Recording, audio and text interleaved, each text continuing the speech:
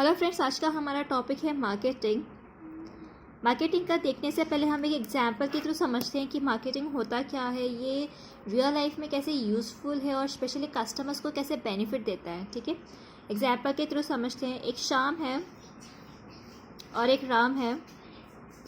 श्याम और राम को दोनों को क्या कंघी बेचने के लिए कहा गया है और श्याम क्या कर रहा है, उन्हीं इंसान को कंघी बेच रहा है जिसके सर पे बहुत ज़्यादा बाल है, सिल्की शाइन बाल है, और राम भी वही कर रहा है। पर राम ने फिर क्या देखा, वो इंसान भी कंघी इस्तेमाल करना चाहते हैं जिसके सर पे बाल बिल्कुल भी नहीं है। तो फिर राम उनके पास जाता है, उनकी नीड को एनालाइज करता है, उनकी नीड को पहचानने की कोशिश करता है। फिर उसे पता चलता है कि ये भी कोशिश करते हैं या फिर ऐसा कोई तेल बन जाए, या फिर वो एक विश रखते हैं कि ऐसा कोई तेल बन जाए जिनके यूज़ करने के बाद उनके सर के बाल वापस आ जाए। तो फिर राम क्या करता है, बड़ी ही मेहनत करके एक ऐसा ऑयल रेडी करता है जो यूज़ करने के बाद इनके सर के क्या बाल वापस चले आए। पर ये ऑयल मैन्युफैक्चर करने से पहले क्या करना पड़ेगा, उसे कॉस्ट का ध्यान रखना पड़ेगा कि कितने कॉस्ट में वो होना चाहिए। ऐसा नहीं होना चाहिए कि राम ने ऑयल तो रेडी कर लिया पर वो कस्टमर के क्या फाइनेंशियल वो बिल्कुल भी अफोर्ड नहीं कर पाए, उनके अफोर्ड के बाहर हो जाए। वैसा नहीं होना चाहिए। ऐसा होगा तो फिर ये कोई भी इनका तेल खरीद नहीं पाएगा और ये इनका पूरा जो भी मेहनत है वो पूरा वेस्ट हो जाएगा। तो कुछ भी मैन्युफैक्चर करने से पहले क्या इसे पूरी तरह से मार्केट को एनालाइज करना पड़ेगा, इनका नीड वांट, इन कितनी फाइनेंशियल कैपेसिटी कितनी है, सब कुछ इनको एनालाइज करना पड़ेगा और फिर क्या तेल बनाना पड़ेगा। फॉर एग्जांपल इसने तेल बना लिया कितने में, सपोज़ 500 में बना लिया, और एक गारंटी भी दे रहा है अगर आप ये यूज़ करने के बाद, ये ऑयल यूज़ करने के बाद अगर आपके सर के बाल वापस नहीं आते तो फिर मैं क्या विथ इंटरेस्ट आपको 1000 रुपीज़ वापस दूंगा। यानी कि 500 उन्होंने दिया और प्लस 500 वो दे के वापस उनका पैसा वापस देगा। इतनी कॉन्फिडेंटली से राम उन्हें अश्योरेंस देता है विथ रिटर्न। ठीक है, तो फिर क्या होता है, यहाँ पे सारे कस्टमर्स आएंगे, यूज़ करेंगे उस ऑयल को विथ अश्योरिटी कि हाँ हमारा पैसा नहीं डूबेगा। अगर हमें लॉस होता है या फिर वो हमें कुछ फ़ायदा भी नहीं हो रहा है या फिर हमारे सर के बाल वापस नहीं आए तो फिर चिंता करने की कोई बात नहीं कि हमें हमारे पैसे भी मिलेंगे विथ जो भी नुकसान हुआ है, जितना हमारा टाइम वेस्ट हुआ है उसके बदले भी हमें क्या कंपनसेशन मिलेगा। तो ये सोच के क्या सारे कस्टमर्स आएंगे, वो ऑयल यूज़ करेंगे और फिर वो देखेंगे कि 3 महीने के अंदर ही उनके सर के बाद क्या वापस आ रहे हैं। तो फिर क्या सारे कस्टमर्स क्या राम पे विश्वास करने लग जाएंगे, राम पे बातों पे भरोसा करने लगेंगे और वो ऑयल यूज़ करेंगे, अपने फ्रेंड्स को बताएंगे।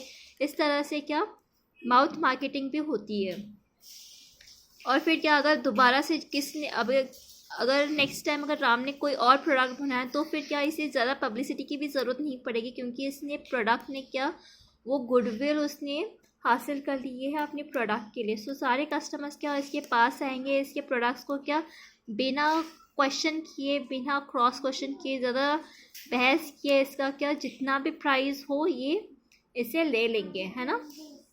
तो यहाँ पे क्या हो रहा है, कस्टमर की फ़ायदे की बात सोचती है। यहाँ पे पहले क्या होता था, प्रोड्यूसर क्या करते थे, कस्टमर्स के क्या फ़ायदा है, क्या चाहिए उसे, वो बिना सोचे समझे ही क्या जो उसे खुद को क्या चाहिए वही प्रोड्यूस करके वो बेच देता था। पर अब ऐसा नहीं होता है। मार्केटिंग क्या होता है, starts and ends with customers. ठीक है, कस्टमर्स से ही स्टार्ट होता है और एंड होता है। देखते हैं meaning. Marketing starts and ends with the customers, जैसे कि मैंने अभी आपको बताया। मार्केटर्स एंड प्रोस्पेक्टर्स में बीच में एक बहुत भी क्या एक सेट ऑफ डिलीवरी होती है। मार्केटर्स को क्या करना पड़ता है, एक डिलीवरी देना पड़ता है, सेट ऑफ डिलीवरीज जो बहुत ही फ़ायदेमंद होनी चाहिए। जैसे कि राम ने अपना डिलीवरी दिया, सेट ऑफ डिलीवरी दिया, फ़ायदा पहुंचाया कस्टमर्स को। प्रोस्पेक्ट्स मतलब यहाँ पे कस्टमर होते हैं। प्रोडक्ट क्या टू टाइप्स का होता है, टेंजिबल होता है, इनटेंजिबल होता है। टेंजिबल मतलब जैसे कि राम ने ऑयल का प्रोडक्ट बनाया था, उसे हम छू सकते हैं, महसूस कर सकते हैं। और इनटेंजिबल मतलब क्या, यहाँ पे सर्विस भी आती है। Further it is divided into 3, वो है हमारा need, want and demand. Need basically क्या होता है, अगर सपोज़ आपको बहुत ज़्यादा भूख लगी है तो उस वक्त आप ये तो नहीं कहेंगे कि मुझे पिज़्ज़ा चाहिए या फिर बर्गर चाहिए या फिर कुछ और चाहिए तो ही मैं खाऊंगा। उस वक्त क्या आपको कुछ भी मिल जाए आप बस खाना चाहोगे क्योंकि आपको बहुत ज़्यादा भूख लगी है। वैसे ही सपोज एक बेगर है, वो आपसे थोड़ी ना ये कहेगा कि नहीं मुझे इसी पर्टिकुलर ब्रांड का शर्ट या टी शर्ट या जीन्स दो तो ही मैं लूँगा, अदरवाइज़ मैं नहीं लूँगा। नहीं, उस वक्त आप जो भी फटे पुराने जो भी कपड़े दोगे वो सिर्फ वो ले लेगा। क्यों? क्योंकि उसे सिर्फ वो उस वक्त शेल्टर चाहिए और शेल्टर के अलावा उसे और कुछ भी नहीं चाहिए। ठीक है।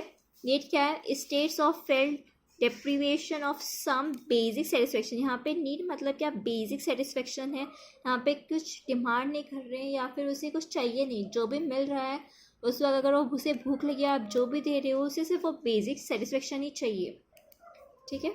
नेक्स्ट है वांट। वांट मतलब कि एक स्पेसिफिक चीज़ चाहिए और स्पेसिफिक चीज़ डिमांड कर रहा है। जैसे कि आपने बेगर को पहले क्या अपने फटे पुराने कपड़े तो दे दिए, लेकिन अभी वो क्या कह रहा है? नहीं, मुझे आपके फटे पुराने कपड़े नहीं चाहिए, मुझे इसी पर्टिकुलर ब्रांड का कपड़ा चाहिए, जीन्स चाहिए तो ही मैं लूँगा, अदरवाइज़ मैं नहीं लूँगा।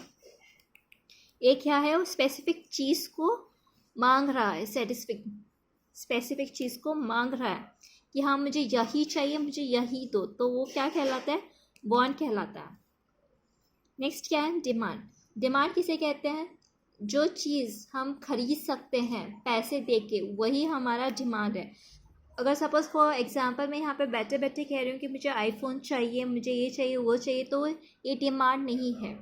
डिमांड किसे कहते हैं? जो मैं पैसे दे के खरीद रहे हैं उसे डिमांड कहते हैं।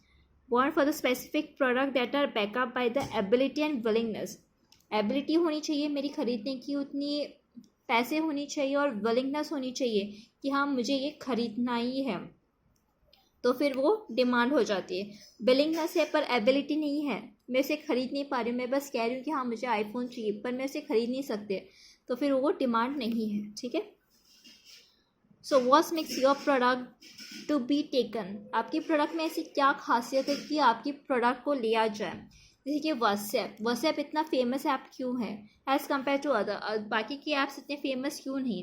क्योंकि व्हाट्सएप ने कस्टमर्स की नीड को पहचाना है, कस्टमर्स की वांट को पहचाना है, उसे क्या चाहिए, उसको एक्चुअली में क्या सेटिस्फेक्शन मिलता है वो जानकर उन्होंने ऐप किया है और टाइम टू टाइम क्या उसे अपडेट भी किया जाता है। फॉर एग्जाम्पल जैसे कि व्हाट्सएप पे हम वीडियो कॉलिंग कर सकते हैं, इमोजीज भेज सकते हैं, इमोजीज भी कितने अलग अलग टाइप्स के होते हैं, तो ये क्या बाकियों से अलग करता है, तो इसीलिए क्या व्हाट्सएप के बिना हम रह नहीं पाते आजकल, है ना।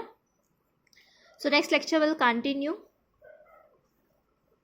ये सिर्फ हमारा बेसिक था, मीनिंग था, और ये नीड वांट और डिमांड के बारे में हमने आज जाना, बाकी का हम नेक्स्ट लेक्चर में देखेंगे। Thank you so much.